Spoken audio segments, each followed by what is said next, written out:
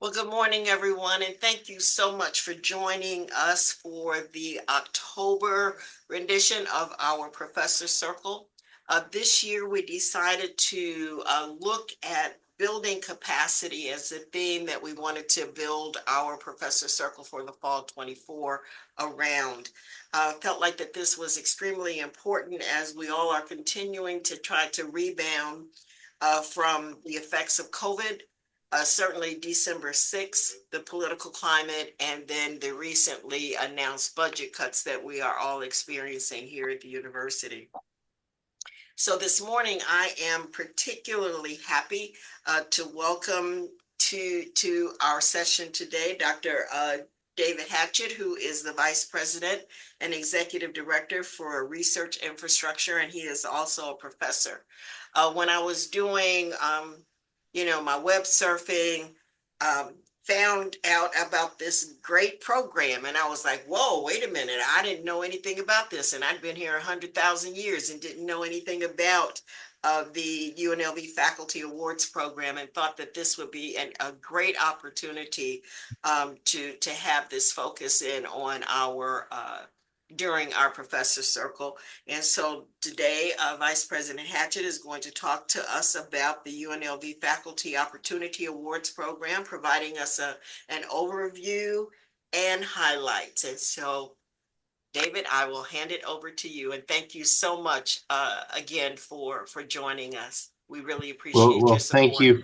thank you for the invite. And I don't always get to talk about research, so this is always fun and a good opportunity to kind of let people know maybe about something that they didn't know about that's going on campus, and really kind of the impact of what we do. Um, I, so when I was asked to do this, I was asked, in the context of COVID, what have we done to kind of reverse the impact of COVID from a research standpoint? So I'm going to do the presentation and give you an overall, picture of what faculty opportunities awards are, how long they've been in existence, and kind of what they were utilized for. But I'm also going to talk about it very specifically in terms of the last few years post COVID and what it's meant to research that has happened on campus, and really the ability to build, like you mentioned, capacity. Because as an institution that's growing, we are always asked, how do you build capacity so that we're more inclusive and less exclusive? So this is really the impetus behind the faculty opportunity awards over the last 5 years. So that's kind of the context, and I'll kind of give you a historical perspective of where we are as an institution in terms of research up front, and then we'll get into the faculty opportunity awards. So let me see if it will move. There we go. So Faculty Opportunity Awards, we call them FOAs.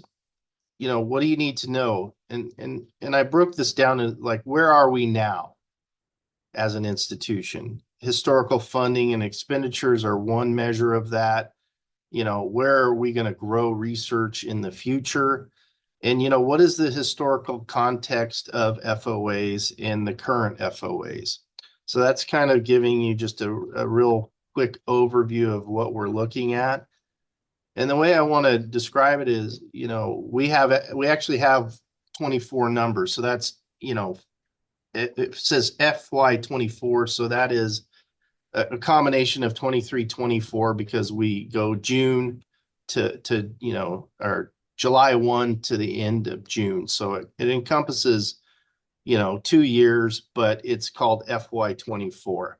So in FY24, we as an institution went from 124 million in awards to 134 million in awards, and with roughly half of that being actually external awards, whereas In years past, we would have a much larger portion of that be institutional support. So that is a fairly significant jump, and we continue to grow. So I broke it up into the different areas. You know, you have research, scholarships, you have academic support, student support, institutional support, public service, and instruction. Uh, all of those come through sponsored programs. Now, you can also have foundational support, but that doesn't necessarily come through my shop. It stays in the foundation. So to give you an idea of comparing awards to expenditures, um, you know, last year we contributed approximately 51 million, or 53% of our expenditures were institutional, and that includes like Department of Education and other entities that support the university, it that are not considered research. So it could be service, it could be outreach, it could be, you know, educational based programs for upward mobility, so TRIO, etc. All of those programs fall under that institutional support. The remainder of those funds, the 48 million, came from external sources. So that's federal, state, business, nonprofit, etc. So it kind of gives you an idea. The growth in terms of where we are as an institution, we're at about 47% came from external sources. So we are balancing finally out internal versus external resources to be more consistent with a R1 designated research institution.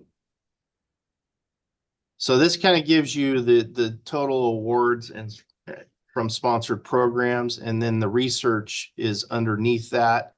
So it gives you an idea of institutional versus straight up research support.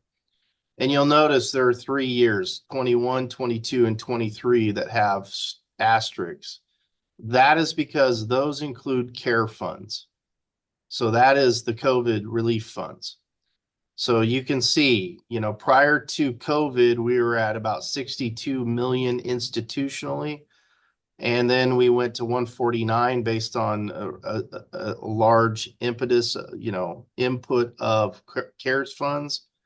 Same with in 22 and same in 23.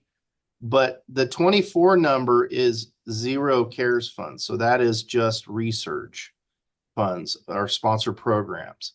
So it's hard to tell, but in fact, we have been going up over that period of time in terms of research funds and at sponsored programs, regardless of COVID. Now, people ask me, well, why is that? Because that seems counterintuitive. COVID shut down a lot of things, and in many institutions, it shut down the research. Well, we approached COVID differently as an institution. So, in consultation with provost president, we were allowed to keep our labs open, provided that they develop safety SOPs that address the COVID issue. So that meant we didn't shut down labs.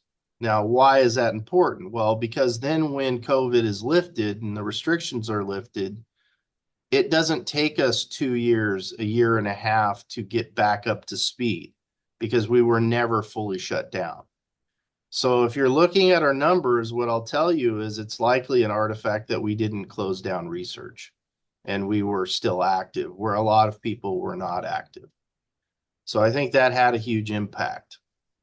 If you look at the awards increasing, we increased by 8% last year, which is non-trivial. 8% is a fairly good increase in research. So 24, the historical highlights of where we are as an institution. And every single one of these are the highest we've ever been. We put out last year $521 million in grants. So you're talking about $500 million in grants came out of UNLV that were submitted. we were awarded. So awards are a year, they're based on a year to 2 years previous. 134 million was awarded. And our expenditures were 116. All of these are historical highs. So we as an institution are doing very well in terms of we are growing every single year over the last five, and we are making very significant increases in all of our research metrics. So that's a good thing. That means people are being scholars, they're educating students, and the university and students are getting the benefit of that scholarship. So if you look at what that means in terms of percentages, it really means about a 6.3% in proposals, and I'm talking dollars here.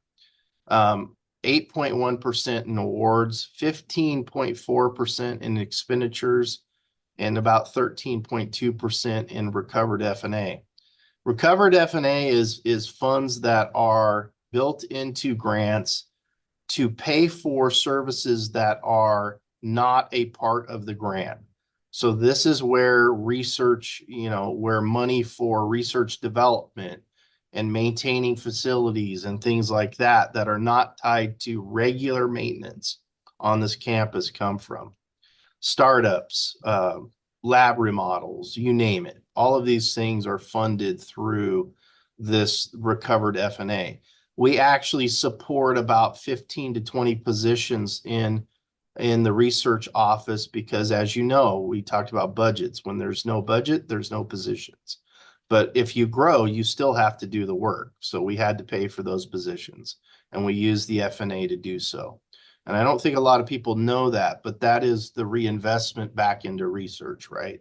If you're deriving these funds, what we want to do is reinvest them back in research. So that really is kind of the lead in to what FOAs are. It's a reinvestment of F&A into research. Now, the question is, how do we do that strategically? Well, the university decided very recently to develop what we call interdisciplinary research development areas. And there are 8 current that are identified, and they are AI, big data, so that includes cybersecurity and things of that nature. Sustainability in arid lands, which means, we live in an arid environment. We have energy needs, water needs, right? All of those and we have growth. So how do we become a sustainable enterprise in that environment? Addiction. So we're not talking about just, addictions associated with drugs or, activities related to drugs. It could be gambling. It could be many things, but there is, and maybe the co-addiction of certain things.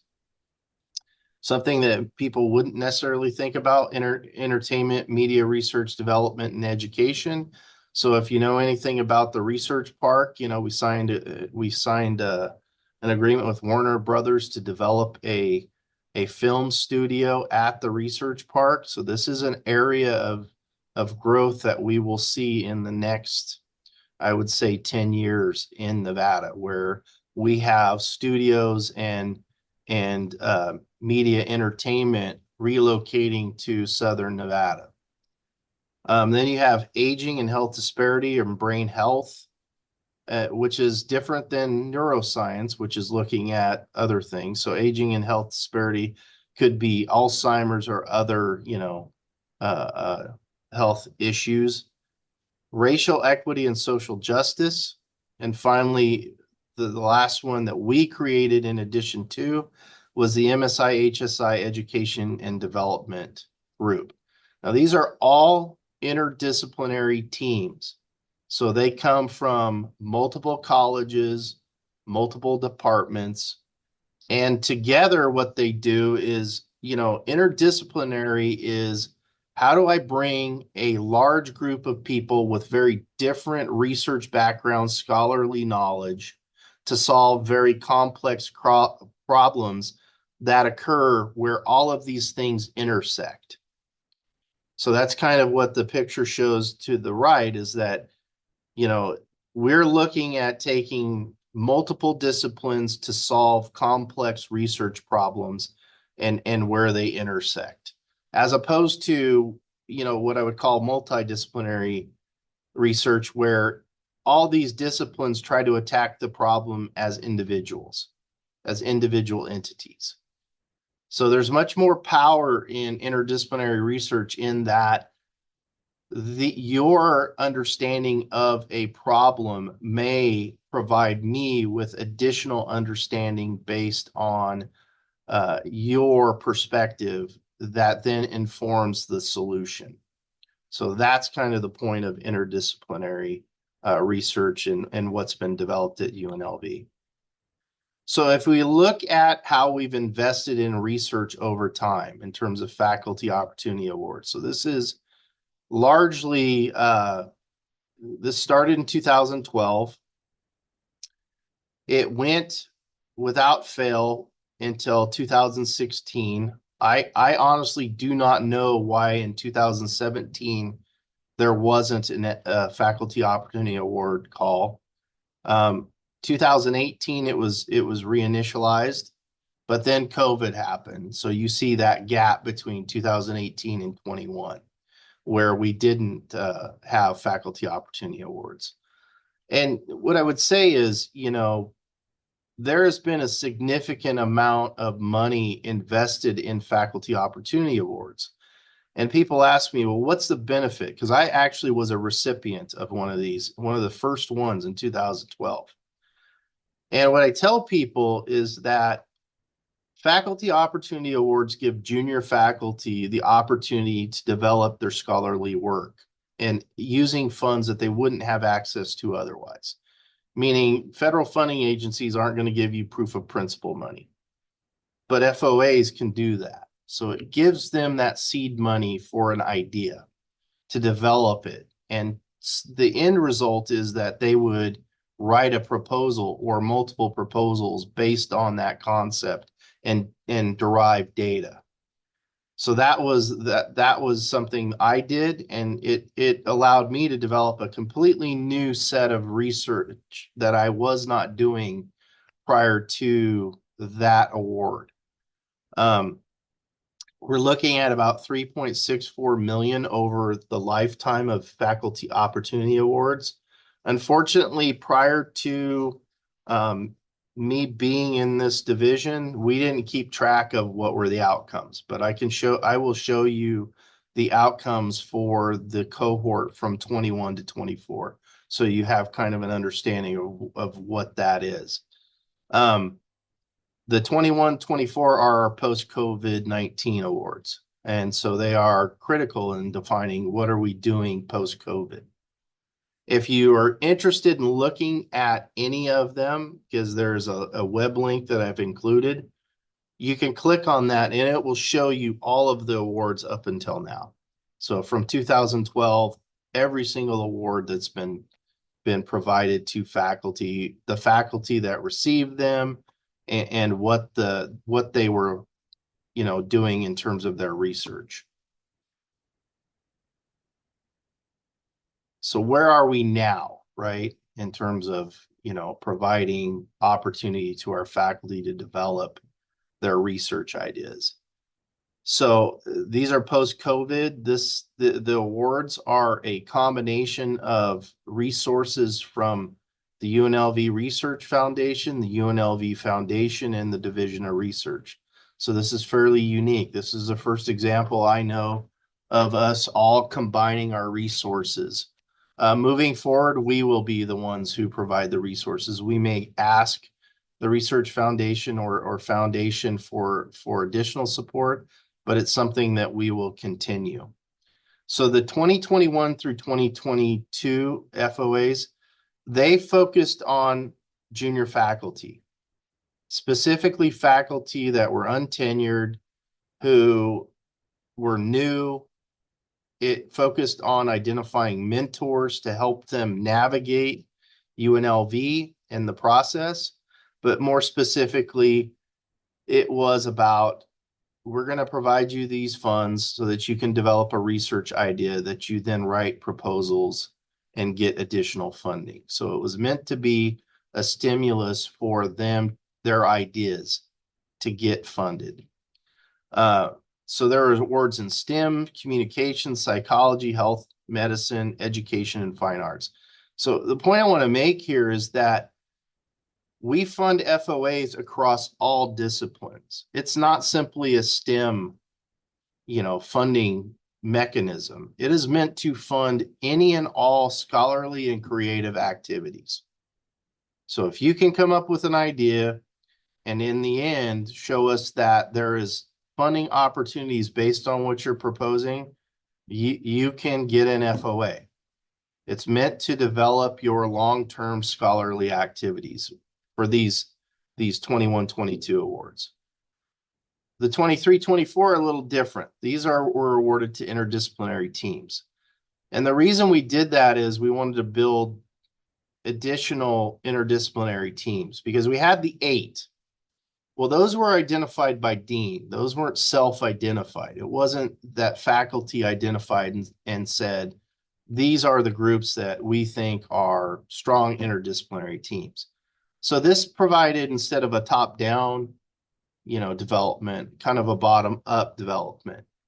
And in fact, that's where the MSI HSI group came from. They self-identified. They came to us and said, why are we excluded from this? And we went, you're absolutely right. You shouldn't be excluded. You can self-identify. So the 23-24 FOAs were designed for groups to self-identify as interdisciplinary teams. It's meant to provide resources so that they can basically build those collaborations and apply for multi-PI grants. So that is the goal. You can see we awarded approximately $850K. It's a little less than that when it's all said and done because they don't spend it all. So that comes back to us. So if they don't spend all the money, it comes back.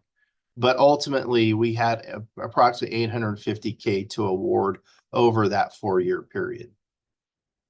So I want to just show you, and again, this is a mess, and I know that, but I wanted to provide you a list of the 21-22 FOAs because these are our junior faculty.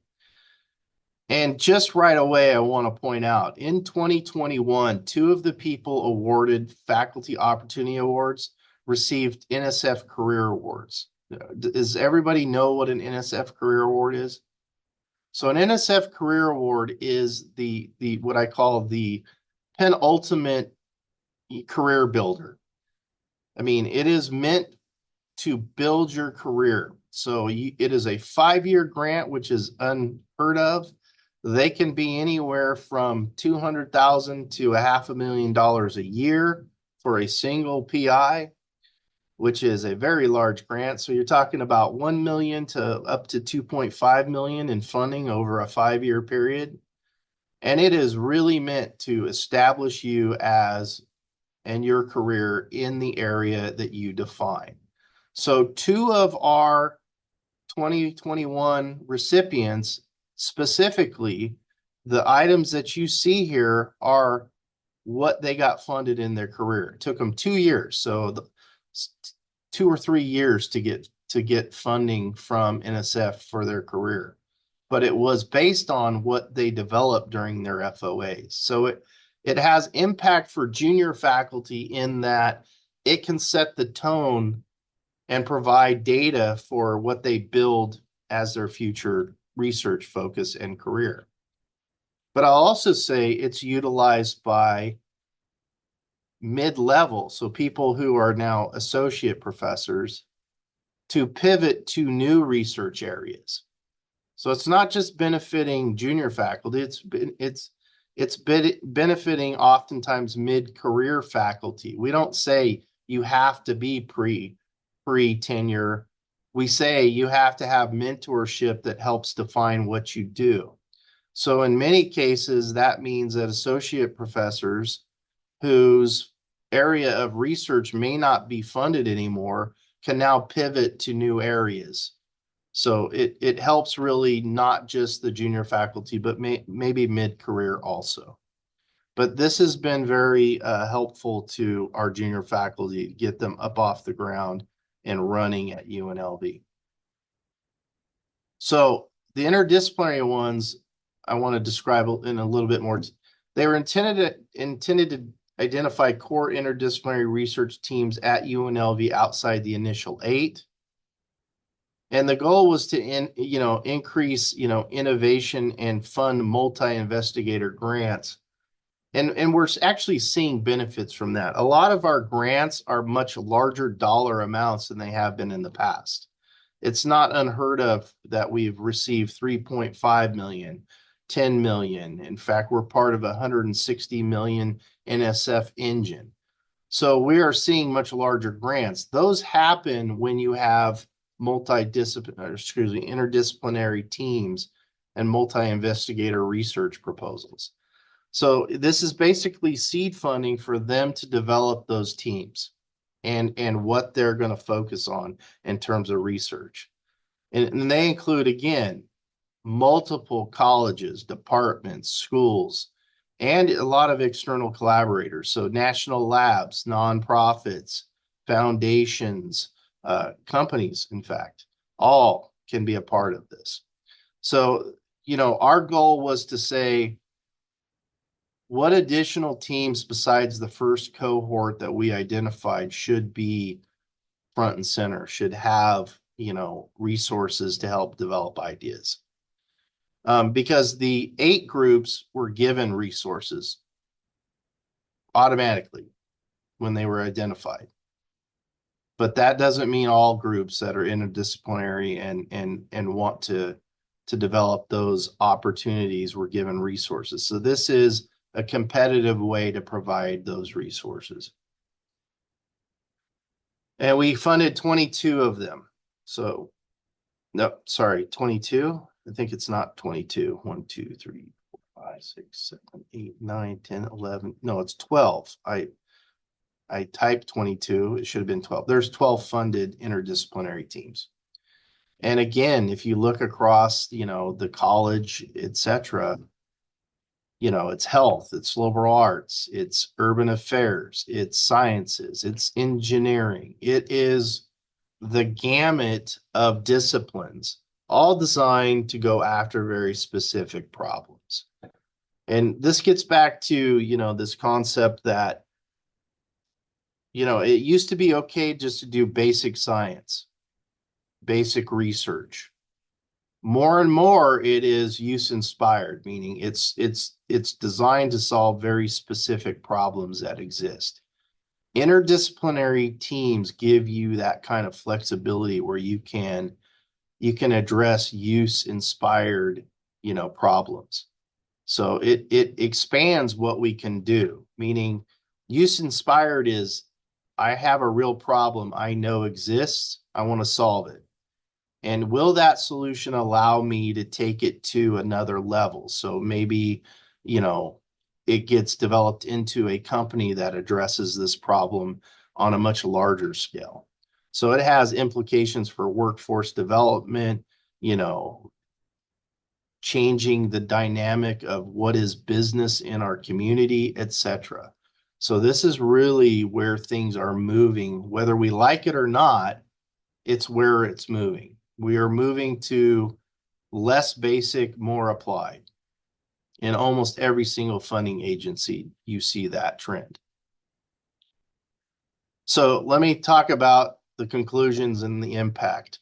So I told you I would give you kind of an impact of what FOAs have been after COVID. So this only looks at 21 through 24.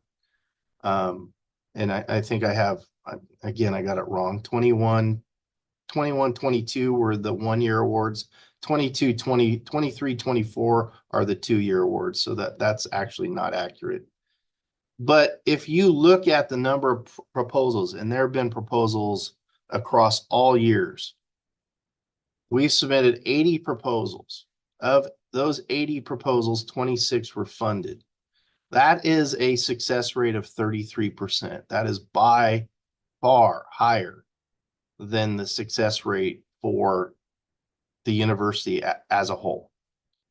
So getting funds to develop research idea over a 4-year period seems to have impacted success rate positively. But you just look at the amount invested versus what has been returned. And this is certainly not a full measurement because we monitor for 3 years post FOA. And some of these are not even completed and they're receiving research funds already. They've already have funded grants as part of what they're doing.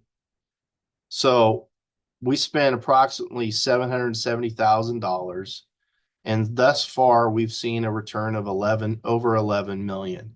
The return on investment for that money is 15 to 1. So for every dollar we spent, we've seen a $15 return. That's not all though. We have 71 publications, 80 presentations, 10 patent submissions, 8 community engagement projects that have resulted, and a total of 160 personnel, including faculty, 63 faculty, 90 students, 5 postdocs, and 9 external collaborators. So this does more than just bring money to the university. What it does is it engages our students, it engages our community, and it provides opportunity for research that didn't exist before we funded it. And you look at the amount we're funding. Now, this is not a huge amount of money. I know it's not a trivial amount of money, but it's not a huge amount of money. But the impact of what it does is, I think, very large. So we are very happy with continuing this. We will continue this.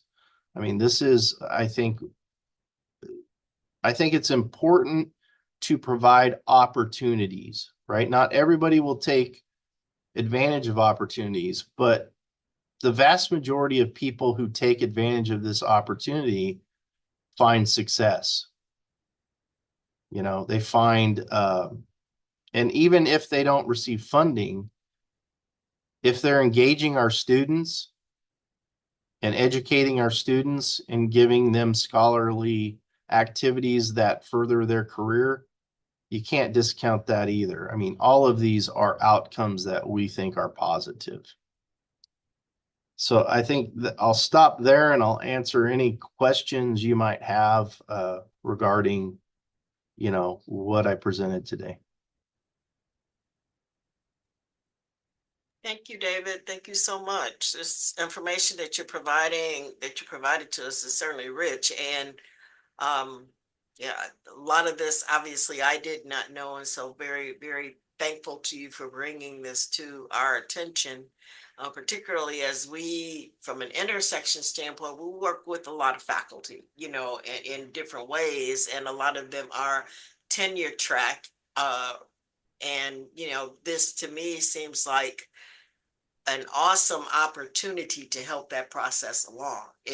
I'm assuming particularly for that program that you all had that were for junior faculty that helped them in their tenure track quest, correct?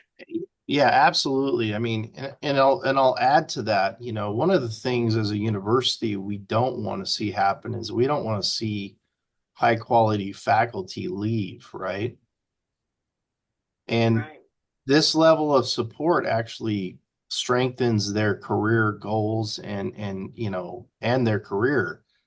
And it's derived from us, not from external sources. So there is a certain degree of appreciation and likelihood that they stay because of those kind of opportunities.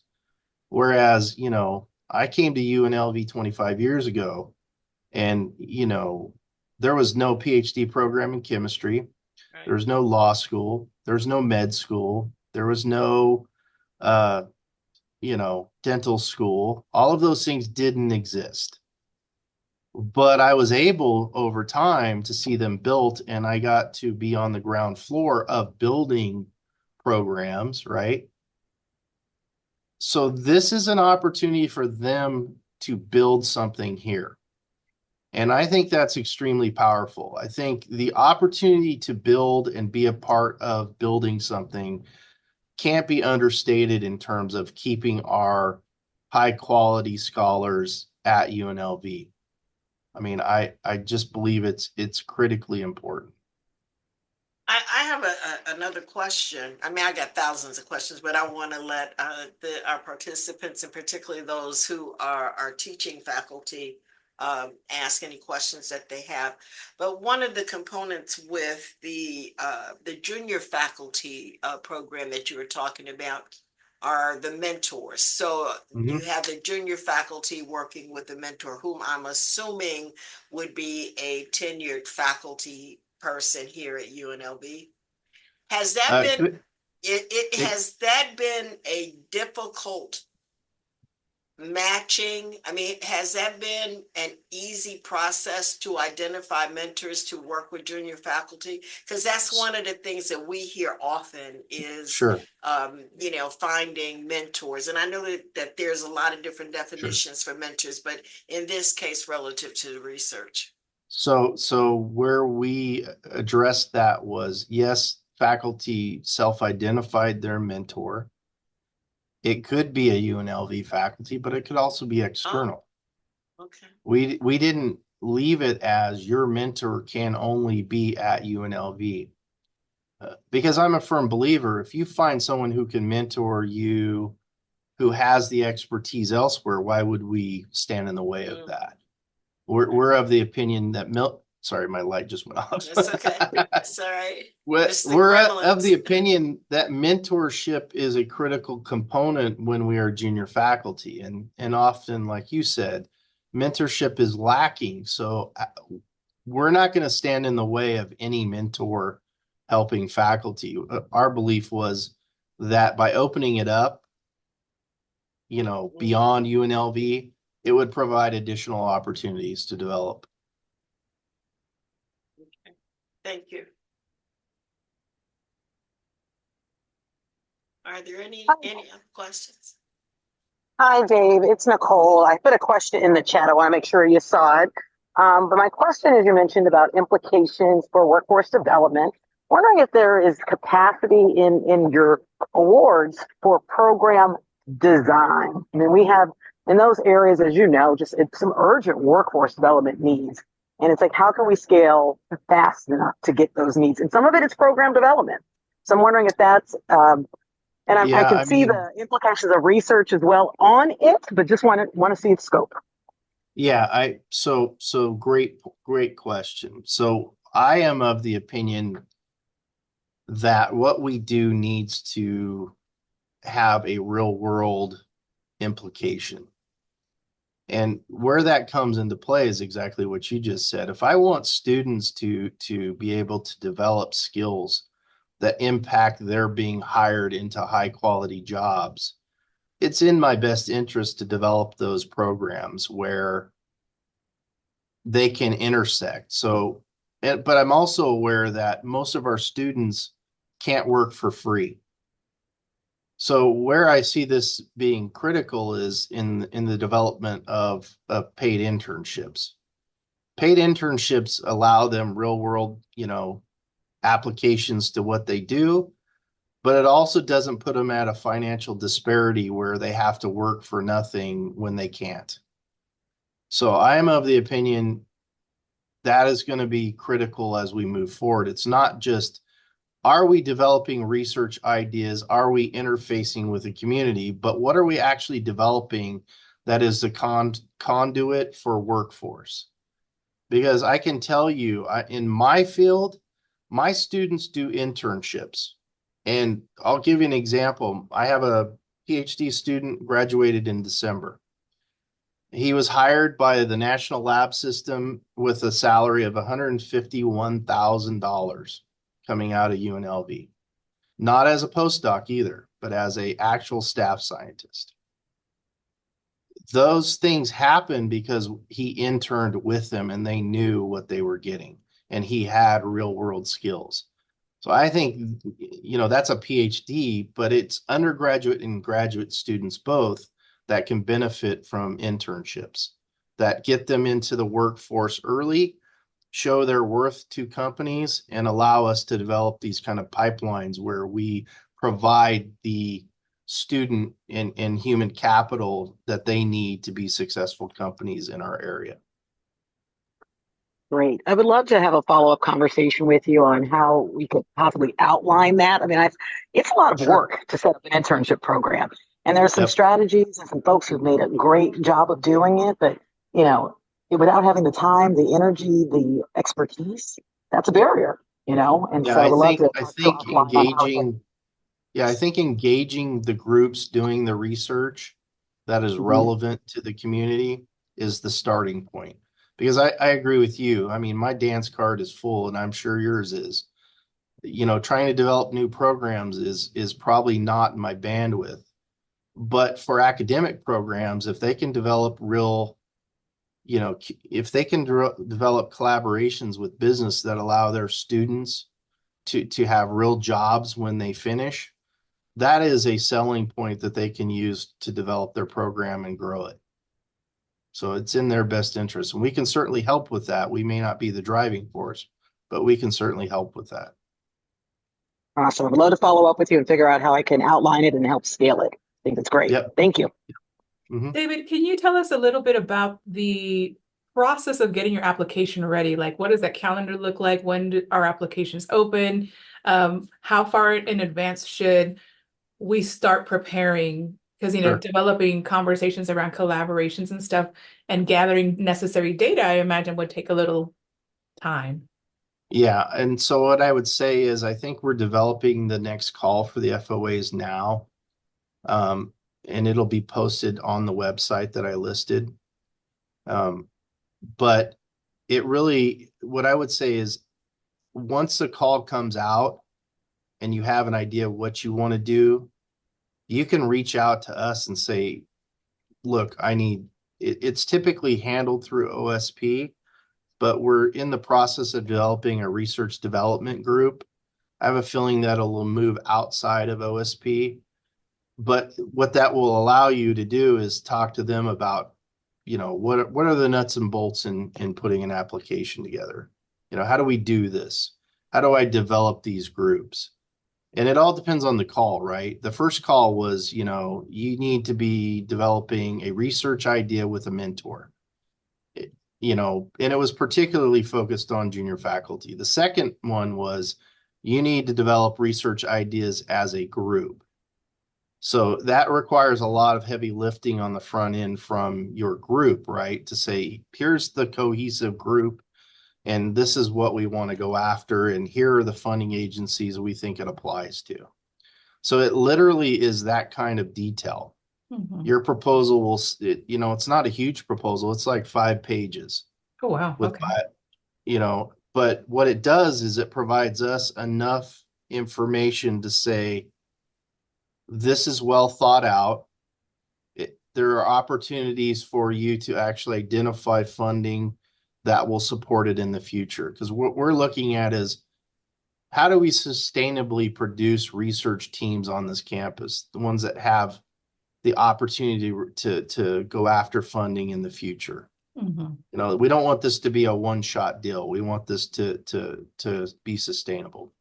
Okay. My follow-up question to that is, in the scheme of things, like if you have a department and you have several faculty in it, can more than one faculty member from that same department apply? Or is it limited to, one Yeah, per? yeah, we're redefining interdisciplinary because I'll give you an example. Maybe everybody's going, oh, you can't be interdisciplinary and be in the same department. Well, I could tell you, I'm a physical chemist, and biochemists are very different than me. Organic chemists are very different than me, and I might need their expertise. And I shouldn't then penalize that team when really it is interdisciplinary. Yes. So we have tried to get away from kind of that. This is not about departments, it's about expertise. Okay. Different expertise can reside in the same department.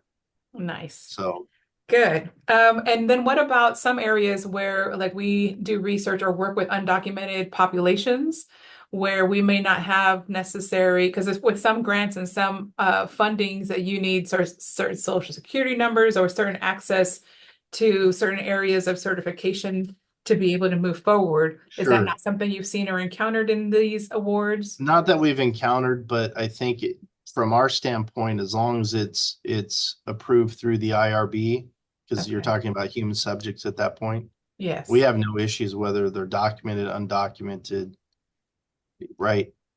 The reality is they're all people Yes. that deserve access. Amen. Hey. So we don't have a problem with that. Okay. Beautiful. Thank you so much. I learned so much from you. Thank you. Mhm.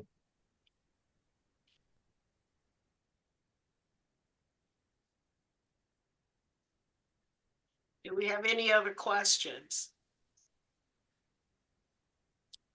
David, does your area, I'm sorry if you Go asked, ahead. so, does your area give like monthly workshops or information sessions online, things that we can tap into and access?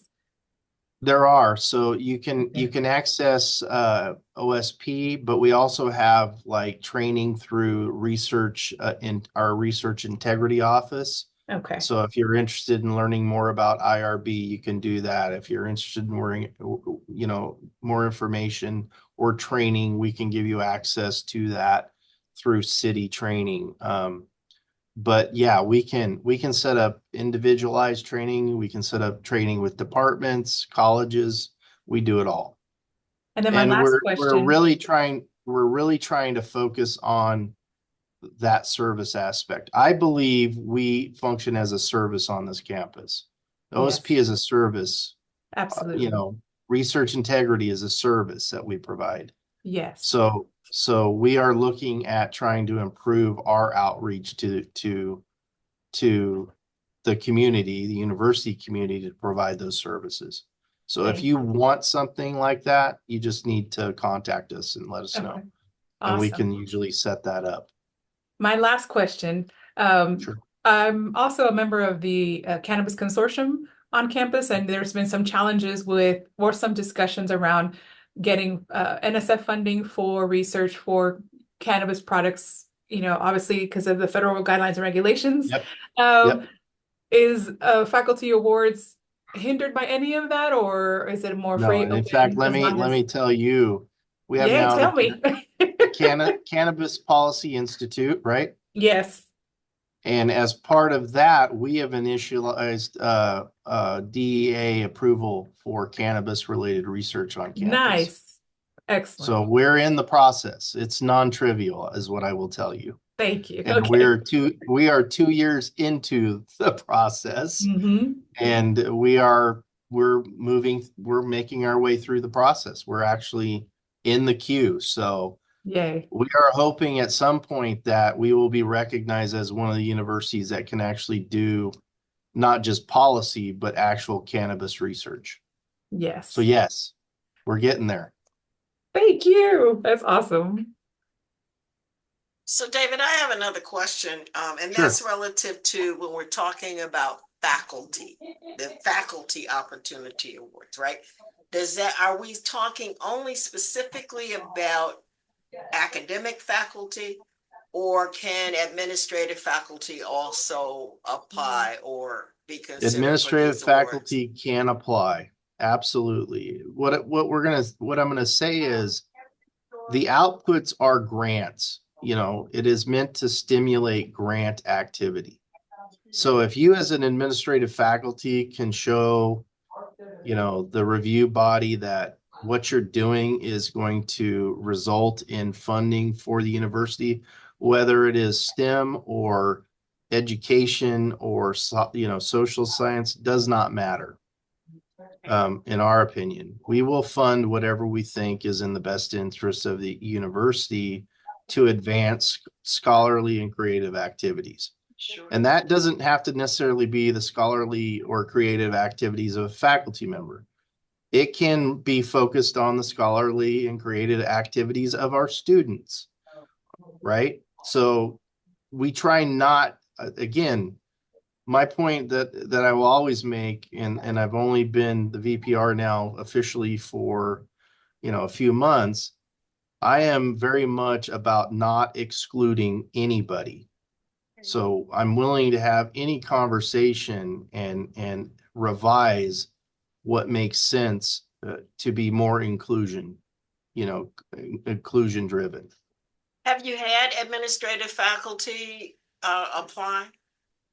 I think we have, but I would have to check Okay. to be sure. I'm not quite sure, but I would not preclude that, to be honest with you. Okay. No, I was just wondering. Yeah. I can't point to one that I know off the top of my Mhm. head, but Okay. In the last 5 years, because I've been responsible for these awards announcements, we have not excluded Okay. administrative faculty. So if I can offer maybe a suggestion or maybe a thought, right, is that in the explanation of that maybe it be defined a little bit clearer, that Sure, recognizing that we can do that. administrative faculty or units like the intersection can actually apply Yeah, for those grants, right? yeah. I think that's We great. can do that. That's not a problem. And then certainly with that, because as I said, we work with touch points with so many faculty and certainly administrative faculty, we would be more than willing to help disseminate information or, if you Yeah, wanted to. I think that's pretty critical. I think the point you brought up at the beginning that concerns me is that maybe we're not getting this out to all of the audience that could Yeah, benefit from it. yeah. So I think that's something we're going to have to address. Yeah, I think that when we see faculty so much, right, and depending upon where that announcement is coming out of from the university, Mhm. we automatically, self-separate, if you will. It's like, oh, that's for Right. teaching faculty or that's for an academic Right. department. So, I mean, I'm just ecstatic to learn that this is for the university in general, and I'm Mhm. extremely excited to learn about the emphasis on students because that's crucial. Where that emphasis can be on students, and I'm sure that Jose, you and I both are very happy the inclusion of the MSI HSI category um, with our work with that. So Yes, that was a very exciting. yeah. So I Yeah, I mean, would say research can't be done just for research's sake. Our task is to educate the next group of scientists, non-scientists, you name it, right? So, we shouldn't be doing research in a bubble. We have to understand that it's meant to serve our students. mhm. No matter what area it comes from, it's meant to serve our students to get them to the next level.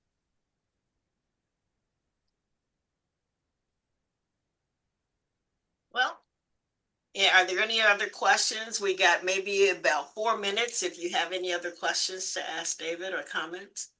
Well, I know real quick, David, I know you're doing all kinds of stuff, and I'm very appreciative of it as I learn more about what you do and your role and all that. I just wondering, in regards to the, right now there's a lot of momentum, I guess, around MSI initiatives and things like that, which is really great to see at UNLV. From your lens, is there anything else that we should think about doing in terms of like when it comes to developing grants, in terms of training of faculty? And I say that from the lens of like, you know, are there specific things that we should be thinking about in terms of how faculty think about approaching when if they really want to look at an HSI grant, for example, right? Because Sure. with some of those bigger HSI grants, there's a lot of institutional commitment that needs to be there behind some of those grants. Right. As Right. is there, from your lenses, you think, and I think about kind of like a co-programming opportunity. Should we be thinking about workshops that we could really help let folks know? Because I know a lot of folks, I've heard comments like, oh, great, now we're in HSI, so we can go after these types of grants. Well, there's a lot more that goes into that type of a Right. grant. So what Right. are your thoughts on that? So my thoughts are this, and you know, part of the issue is if you've never written a grant, you don't have an understanding of what that is. So we need to make sure people understand it's not a black box. So we have to provide resources to help them develop ideas. FOAs are an example of that, but that doesn't have to be the sole example. So that being said, the structure of your team makes a difference. What I would say to you as, as a person who is integrated into that group and knows them well, is that right now NSF and NIH, they cannot fully spend all of the HSI money, MSI money that they have. They are unable to fund and utilize all the money. So this is a time where you can put in a proposal, and it may not be perfect, but it's going to compete and likely get funded because they're having trouble getting enough proposals. So this is a rare time where, UNLV can really,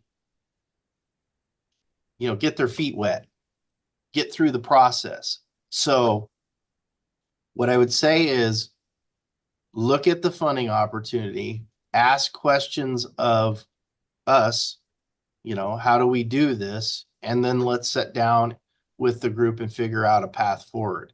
That could include, a grant writer, somebody who takes all of these ideas and puts it into a cohesive form. So my point to you is encourage them to apply, encourage them to form teams that can apply, but be somewhat stubborn and actually apply. Don't automatically discount that you won't be funded. And lastly, what I would say is, and if you've ever written a grant, have a thick skin. You're going to get rejected. It's not like a date. You can put it in again and you might do better the next time, right? But you have to be somewhat thick-skinned and not take it personally. So hope Thank that you. answered your question, Jose. Yes, sir. Well, I just really want to thank you so much, David, for joining us this morning. This has been very enlightening, and I certainly learned a lot, and I'm hoping that those who attended also learned about this. I'm sure that you will be hearing from some folks who are on this call later as we move forward. There certainly has been a great look at how we can build capacity with all of these things going on around us. And I just really, really appreciate you being here with us this morning. Thank you. As a reminder, next month we will be looking at what does it look like to build capacity for serving our students in our teaching, which I think is a good segue from what we were talking about today. And that will be led by Beth Berry and Blanca Ricone. So we just really thank you all for being with us this morning. Again, thank you so much, David. This has been very enlightening. I really, really appreciate it. And we'll Thank see you. you guys next month.